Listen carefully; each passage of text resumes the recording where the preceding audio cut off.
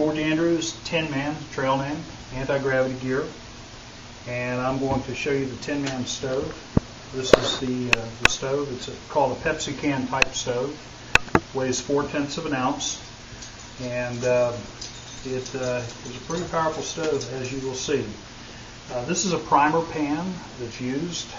This comes from Trail Designs, and this really is a good accessory to have for any Beverage-can type of stove. And put in 1 ounce of fuel.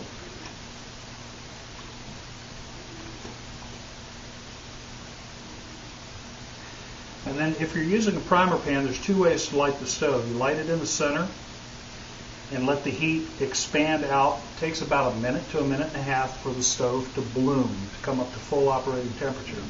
Or using a primer pan, you can put about 1/4 teaspoon of alcohol in the primer pan and then light that.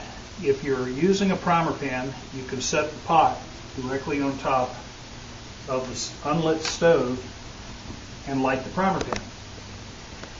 Then instead of waiting for a minute to a minute and a half for the stove to bloom before you put the pot on the stove, it only takes about 15 seconds or so to come up to speed. Because by using the primer pan, it's heating it from the outside in, so it heats it up faster. I don't have a windscreen around this. Obviously, we're inside, and the wind is not a factor.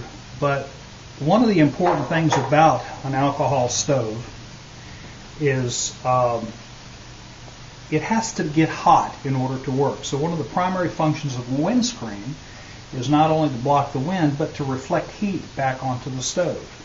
Now you'll just notice that the flame on that stove settled down.